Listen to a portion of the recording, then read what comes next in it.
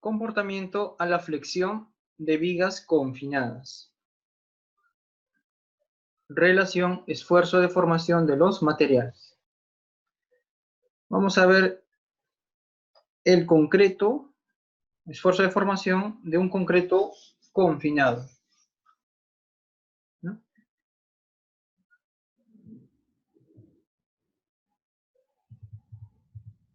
Al igual que el concreto no confinado, nuestro concreto va a tener una curva, esfuerzo de formación. Vamos a asumir, esta curva es de Ken y Park, que indica que inicialmente la curva se comporta como una parábola, parecido al concreto no confinado, cuya ecuación la pueden ver acá. Después llega a un punto máximo que vendría a ser el F'C, la resistencia máxima a compresión del concreto no confinado, y después decae con una pendiente, ¿no? En forma de recta, hasta una deformación S sub 20 sub C, ¿no? Deformación 20C, y cuya ecuación es esta. F'C por 1 menos Z, donde Z es la pendiente de esta recta. Y el Z va a variar, va a depender del nivel de confinamiento que tengamos a nuestra sección de concreto. Y después se hace constante.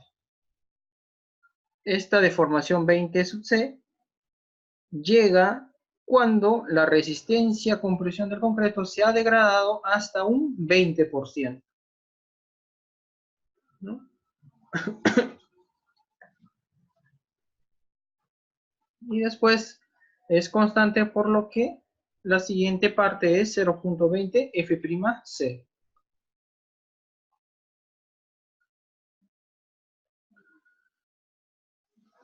Bien, también vamos a necesitar una fuerza, ¿no? Para hallar la fuerza del concreto a compresión vamos a necesitar nuevamente un alfa y un gamma. El alfa que nos va a ayudar para el área, para hallar la fuerza, y el gamma que nos va a ayudar para encontrar la posición de esa fuerza. Ya sabemos que esto es la integral del área y el gamma va a ser el centroide de esa área. Son relaciones, ¿no? En función al F'C para el alfa y en función de la deformación del concreto para el gamma.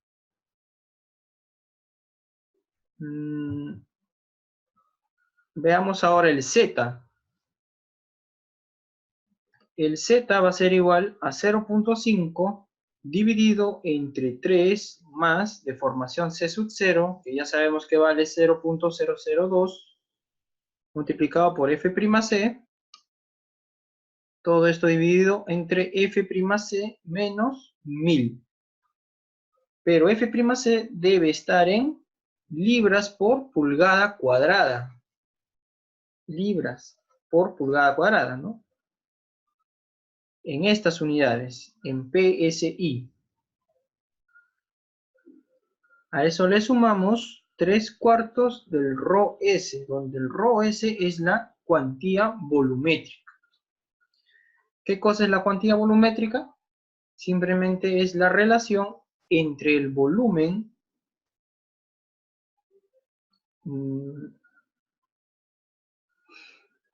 la cuantía volumétrica es la relación entre el volumen del concreto que rodea, entre el volumen del acero que rodea, el confinamiento, ¿no? Dividido entre el volumen del concreto. A ver acá en lo que les envié. Acá sale un poco mejor.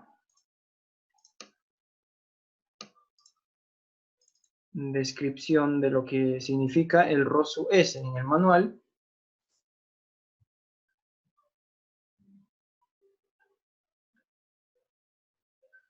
El ROSU S es la relación entre el volumen del refuerzo transversal al volumen del núcleo del concreto medido al exterior de los aros, ¿no? Entonces, si tenemos una sección rectangular, va a tener un estribo. Y ese estribo también va a tener un diámetro, ¿no? Entonces, si esta parte es B, yo le voy a llamar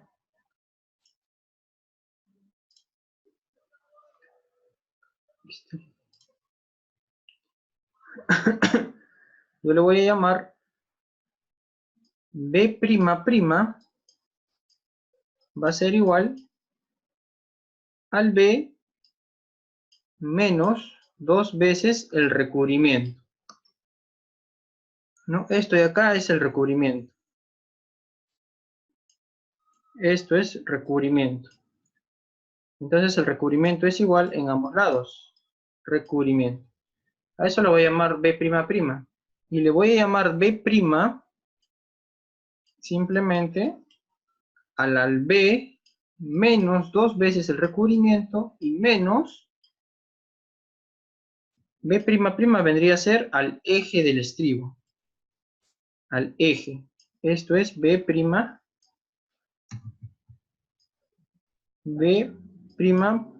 es al eje del estribo. Por lo tanto, le tengo que restar el diámetro del estribo, ¿no? El diámetro del estribo. Del estribo, digamos. Ya. Entonces, ¿qué indica? ¿Qué cosa es ROSU S? ROSU S es la relación del volumen del refuerzo transversal. ¿Cuál sería el volumen del refuerzo transversal? El volumen del refuerzo transversal. Entonces, ROSU S va a ser igual al volumen del refuerzo transversal. Esto es el refuerzo transversal. Entonces, ¿cuál sería su volumen? Su volumen simplemente sería, si a esto le llamamos B'', también vamos a tener H. H'', que va a ser igual al H menos 2R. Y vamos a tener un H', que también va a ser igual a H menos 2R, y le vamos a quitar el diámetro del estribo, porque va a estar al eje, ¿no? Por lo tanto, al exterior del eje, al exterior del estribo, vamos a llamarle B'. B''. Y al eje de los estribos, al eje, le vamos a llamar B'. Lo mismo sucede en altura. Al exterior de los estribos, le voy a llamar H''. Y al eje de los estribos, ¿no? Al eje,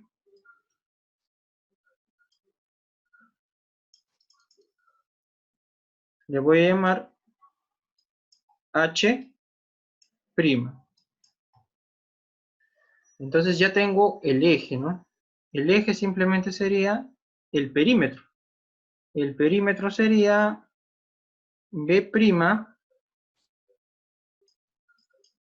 más H'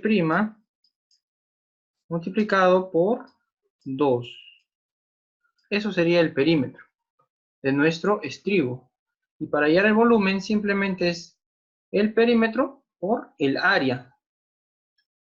El área del estribo, ¿no?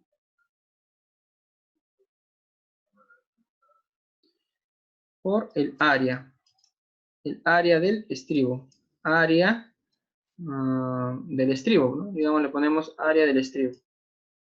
Dividido entre, ¿qué indica acá? Relación del volumen del refuerzo transversal al volumen del núcleo de concreto medido al extremo de los aros.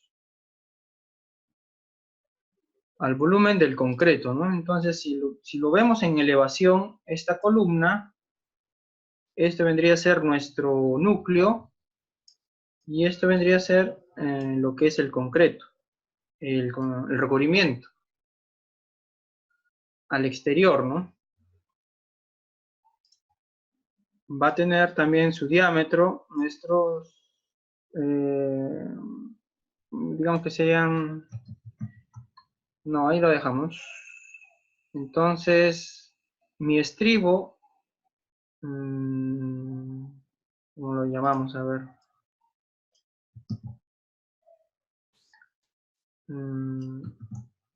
Yo voy a tener mis varillas longitudinales, ¿no? Digamos, estas son mis varillas longitudinales de mi columna, y voy a tener mi estribo. Digamos que este sea mi estribo. Y digamos que también sea mi estribo, y esto también es mi estribo. Entonces, el volumen que va a rodear un estribo simplemente es el área, ¿no? El área tributaria, como quien dice. Toda esta área. La mitad de la mitad. Entonces, su volumen sería simplemente, y esta área de influencia vendría a ser mi espaciamiento del estribo, S. Por lo tanto, mi volumen del concreto del núcleo que vamos a utilizar es B''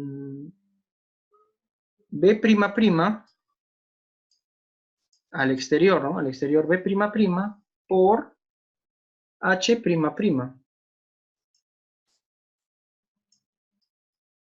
H''. Eso es mi área, y multiplicado por el espaciamiento de mi estribo. De esta manera calculo el volumen del concreto que va a tener mi estribo, ¿no? El volumen del concreto, volumen del núcleo de concreto medido al exterior de los estribos. Es todo esto de acá, lo de abajo, ¿no? Y lo de arriba es el volumen del estribo. Entonces, esa relación o esa división me da mi cuantía volumétrica, mi ρS.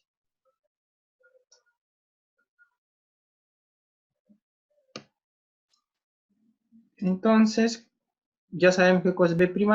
SH vendría a ser nuestro espaciamiento de mi estribo, SH. Y deformación C0. Con eso hallo Z, que vendría a ser la pendiente, y con eso puedo dibujar mi diagrama esfuerzo de formación del concreto confinado. Y también puedo calcular el alfa,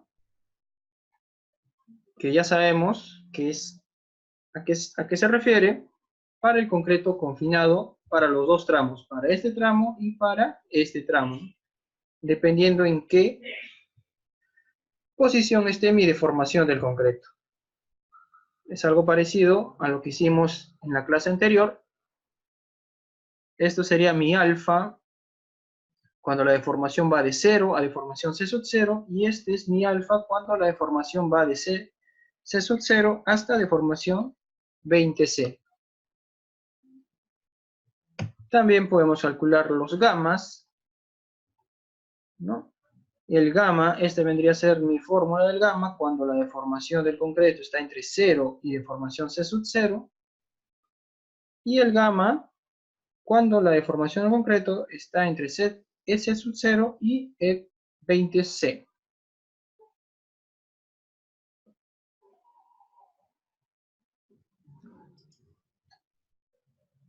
¿Tendrán alguna duda de la curva esfuerzo de formación del concreto confinado?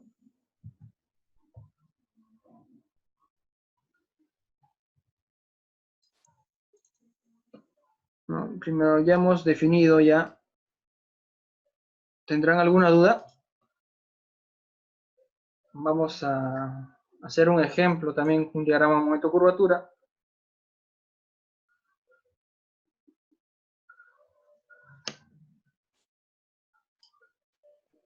Ahora veamos el modelo para el esfuerzo de formación del acero.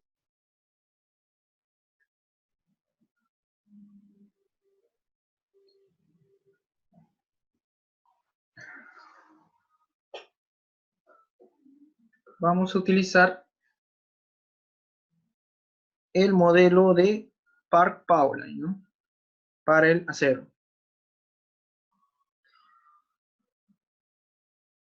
Todos los modelos para el acero tienen, los primeros dos tramos son muy conocidos, ¿no? Primero una zona elástica, una rama elástica, después una rama de posfluencia, y donde varía es en el tercer tramo, o en la tercera rama, que es la rama de endurecimiento por deformación. Entonces, esta curva se va a idealizar dependiendo de cada autor, ¿no? Cada modelo. En nuestro caso vamos a utilizar el de Park y Paula,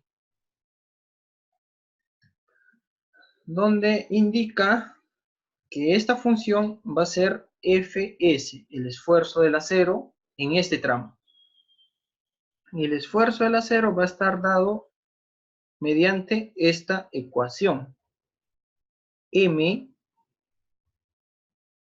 donde M es esta expresión que está en función a R, donde R es deformación del acero último menos la deformación del acero donde empieza el endurecimiento. Aquí está, viene una lineal hasta una deformación de fluencia, y esto va a tener también su esfuerzo de fluencia.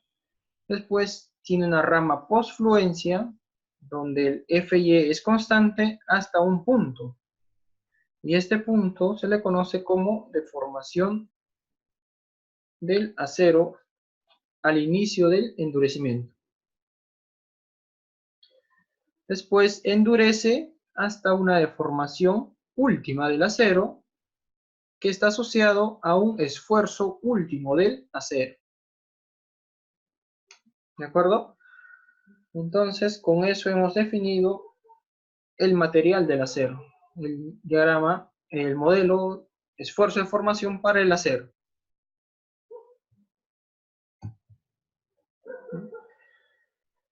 Ahora vamos a hablar del efecto del confinamiento del concreto. Se puede confinar el concreto mediante refuerzo transversal, en forma de hélices para columnas circulares o en forma de estribos para columnas rectangulares espaciados con poca distancia. En estos casos, cuando existen bajos niveles de esfuerzo, bajas resistencias, el refuerzo transversal no actúa, no va a trabajar, es decir, los estribos no trabajan, no confinan, no trabajan para el concreto no confinado, por lo tanto el concreto se comporta de una manera no confinada. Entonces, cuando se va incrementando el esfuerzo y por eso la deformación, ahí recién empieza a trabajar los estribos, ¿no? Para confinar al concreto.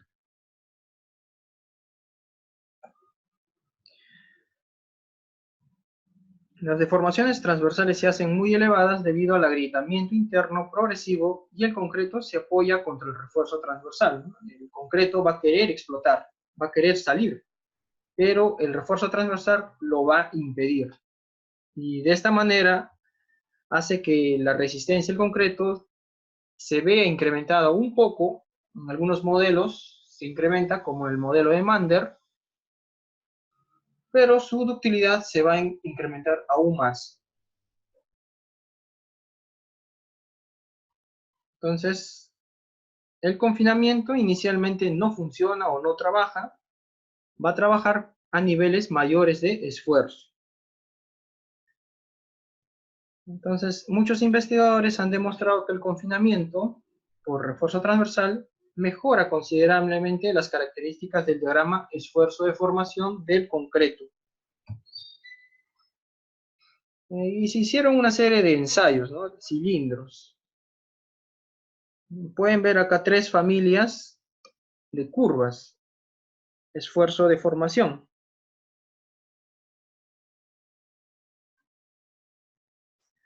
Entonces podemos ver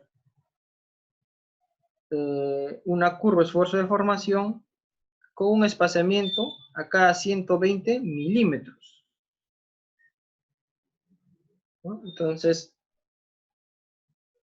después se le achicó ese espaciamiento y obtuvieron esta curva esfuerzo de formación con un espaciamiento a cada 90 milímetros. Y nuevamente hicieron otro ensayo y obtuvieron esta curva con un espaciamiento de 30 milímetros los estribos. El paso de la helicoidal prácticamente. Estos ensayos se hicieron comunes, ¿no? Cilindros ensayados. Entonces se dan cuenta de que el concreto incrementa su resistencia, ¿no? De estar acá, se incrementó enormemente debido a un confinamiento, a un gran confinamiento. Pero también se incrementó su ductilidad, ¿no? Esto ocurre generalmente en columnas, ¿no? En columnas ocurre esto, debido a la carga axial. La carga axial va a hacer que se incremente la resistencia del concreto.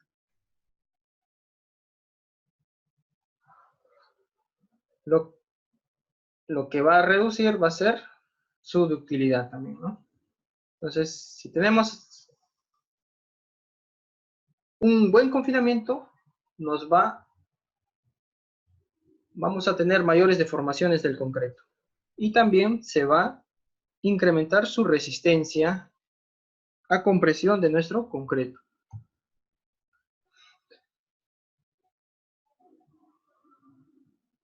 ¿no? Lo anterior eran cilindros, ¿no?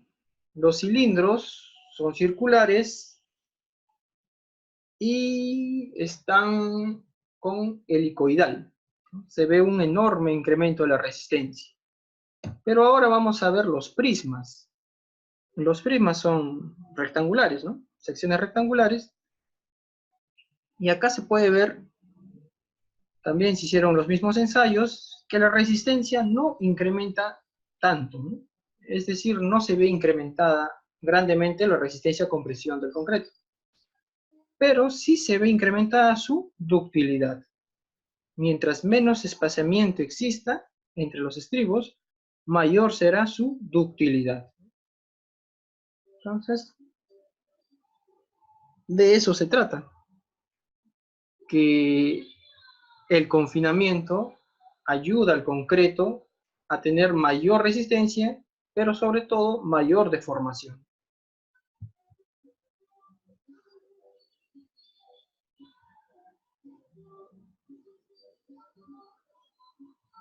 Entonces podemos ver el efecto del confinamiento del concreto. Debido a su forma, las hélices están en tensión axial de aro y proporcionan una presión continua, ¿no? En columnas circulares ocurre esto, o en secciones circulares ocurre esto.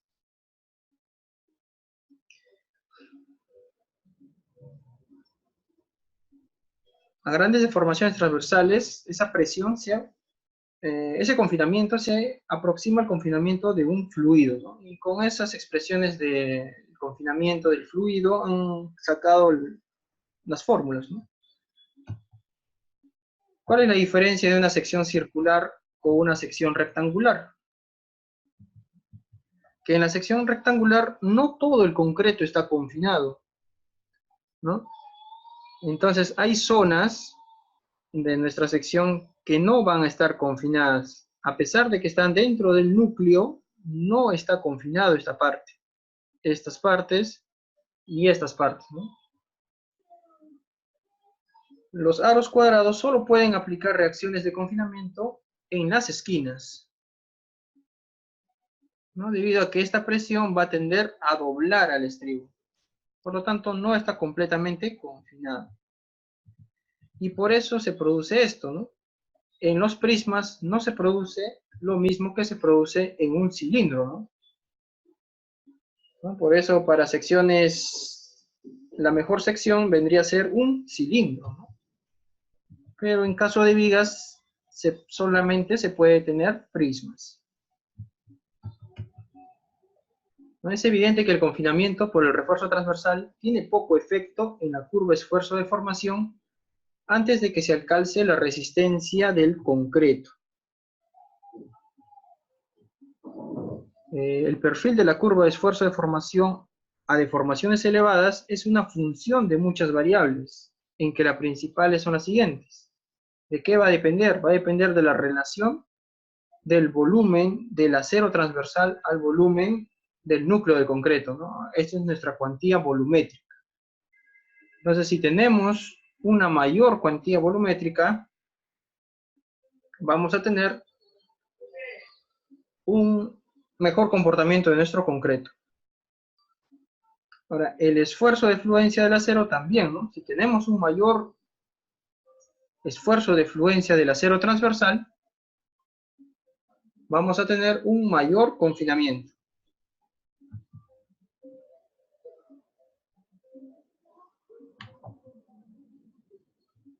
También en elevación va a ocurrir lo siguiente.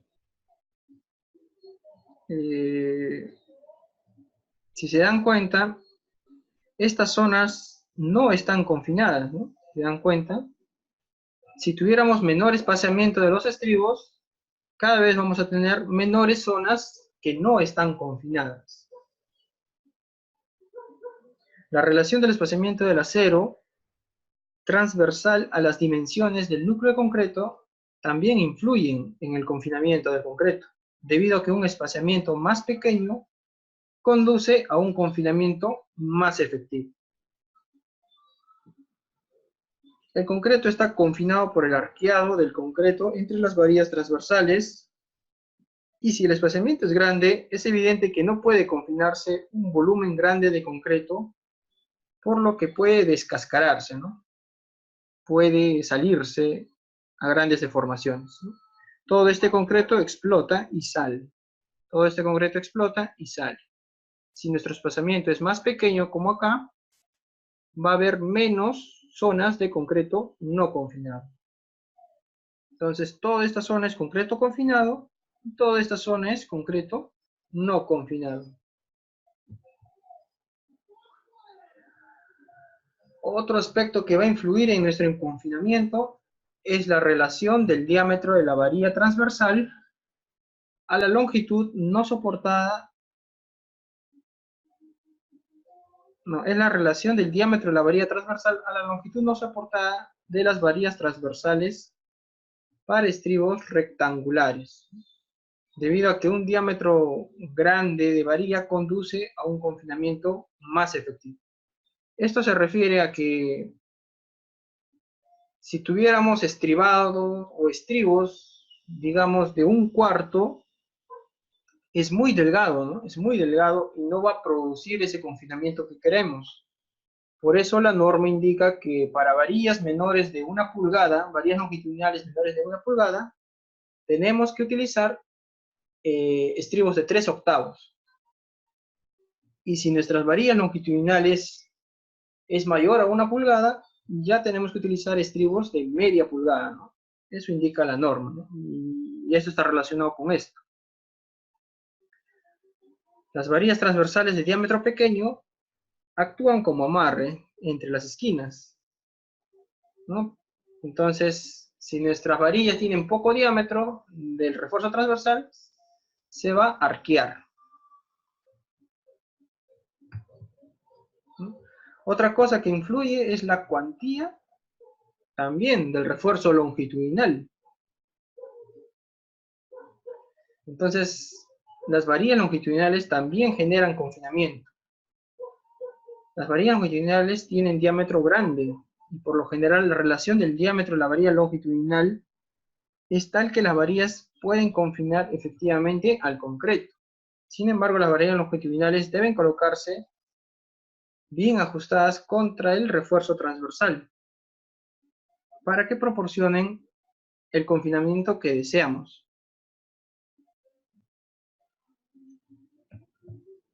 ¿No? Y otras cosas más van a influir en nuestro confinamiento, ¿no? Si hacemos caso a todo esto, vamos a tener un concreto recontra confinado.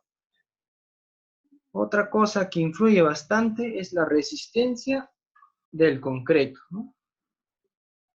Entonces, un concreto con baja resistencia es mucho más dúctil que un concreto de alta resistencia, ¿no? Es por eso que para zonas sísmicas, la norma te limita una resistencia máxima del concreto, ¿no? No puedes utilizar superconcreto, ¿no? No puedes utilizar concretos de alta resistencia. Para zonas sísmicas está prohibido. Por eso la norma te indica como máximo 560, creo, ¿no? 560 kilogramos por centímetro cuadrado. Esa es la máxima resistencia que puede tener tu concreto. No puedes utilizar concretos de 1000 porque incumpliría con la norma y no tendría mucha ductilidad. Otra cosa que influye también es la carga, ¿no? La carga a través del tiempo también, ¿no? El creep, todas esas cosas. Bueno, el concreto no está confinado fuera del acero transversal y se puede esperar que este concreto del recubrimiento tenga características distintas a las del concreto dentro del acero transversal, ¿no? Es decir, el concreto que está dentro de nuestro refuerzo transversal es un concreto confinado y el concreto que está fuera del refuerzo transversal es un concreto no confinado. El recubrimiento comienza a desconcharse cuando se alcanza la resistencia no confinada. Debido a que la presencia de gran número de varillas transversales va a crear un plano débil entre el núcleo y el recubrimiento. Ahí empieza a desconcharse. Veamos ahora el diagrama momento-curvatura. Como ya lo hemos visto, para hallar nuestro diagrama momento-curvatura necesitamos nuestra sección, las propiedades, el material, pero esta vez vamos a tener dos tipos de concreto. Concreto confinado y concreto no confinado. ¿No? Entonces, a cierta deformación, cuando el concreto llega a una deformación máxima del concreto no confinado, toda esta zona, lo que pueden ver acá, se va a desconchar, va a explotar. Entonces todo esto desaparece y tan solo me va a quedar esta zona que yo le he llamado HR, la altura del recubrimiento que me va a ayudar a la fuerza en compresión del concreto. Entonces voy a tener dos zonas, lo que es el concreto confinado y lo que es el concreto no confinado, ¿no? Voy a tener también mis varillas de acero y mi diagrama de deformaciones para hallar las deformaciones del acero en función a mi deformación del concreto, ¿no? Ahora, inicialmente mi deformación del concreto yo lo iba a tomar del borde superior, ¿no? Pero una vez que se desconcha, que se descascara nuestro concreto, mi deformación del concreto lo voy a tomar del borde de mi estribo, ¿no? Por eso esto viene acá, deformación del concreto es acá. Por lo tanto, la deformación del acero va a ser igual a mi deformación del concreto por D sub I, que es la profundidad efectiva, menos el C, dividido entre el C menos R, donde R es el recubrimiento y C es la profundidad del eje neutro. Entonces, voy a hallar mi deformación de cada fila de acero. También necesito hallar cuánto vale HR, o sea, qué parte del concreto no confinado me va a ayudar. Entonces el HR por proporción simplemente es la deformación del concreto máximo que vendría a ser acá, porque en esta zona se va a producir la deformación del concreto máximo no confinado, el 0.004, dividido entre la deformación del concreto multiplicado por C menos R. Entonces ya voy a tener deformación del acero y voy a tener el HR. Ahora también necesito el equilibrio, ¿no? Nuevamente yo voy a tener la compresión del concreto, pero esta vez la compresión del concreto va a estar compuesta de dos cosas: el concreto confinado y el concreto no confinado. Y el concreto confinado simplemente sería el alfa F'C, ¿no? Alfa F'C, me imagino una distribución rectangular, alfa F'C, multiplicado por el área. ¿Y cuál sería mi área? Mi área sería simplemente todo esto, ¿no? Todo esto sería mi área de concreto confinado. Sería B menos 2R multiplicado por C menos R. Y eso sería mi concreto confinado. Y mi concreto no confinado sería todo esto, ¿no? Sería mi alfa del concreto no confinado, o alfa del concreto máximo, o el alfa a una deformación 0.004, multiplicado por F'C, y multiplicado por 2 veces HR por el recubrimiento. Todo esto es mi concreto no confinado, la fuerza del concreto no confinado. Entonces, la fuerza total del concreto simplemente es la suma, ¿no? La suma del concreto confinado más el concreto no confinado. Nuevamente vamos a hallar la fuerza de cada fila de acero, que sería el esfuerzo del acero multiplicado por el área de acero. El esfuerzo del acero lo vamos a hallar de acá. Hallamos la deformación del acero y con la deformación del acero nos vamos a nuestro diagrama esfuerzo-deformación del acero. Si mi esfuerzo del acero está por acá, simplemente mi esfuerzo es proporcional a la rigidez. Es decir, mi esfuerzo va a ser igual a nuestra deformación multiplicado por el módulo de elasticidad del acero. Si mi deformación está en este tramo, mi esfuerzo va a ser Fy, mi esfuerzo de fluencia. Y si mi deformación está en este tramo, simplemente mi esfuerzo lo voy a calcular con esta fórmula. ¿De acuerdo? Entonces ya voy a tener mi esfuerzo y lo multiplico por su área y con eso calculo la fuerza del acero, ya sea compresión o a tracción.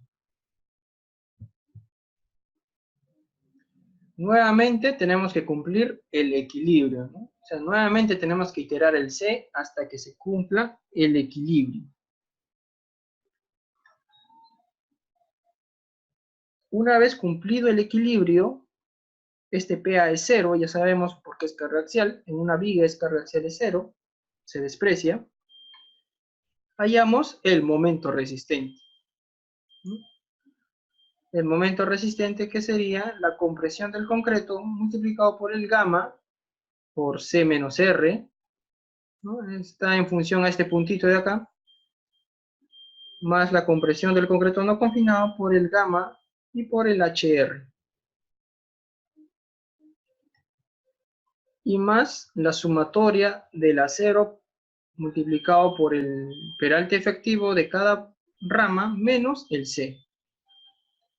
Todo eso nos da el momento resistente. Y la curvatura simplemente sería la deformación del concreto. De acá sacamos la curvatura. Deformación del concreto entre C menos R. C menos R.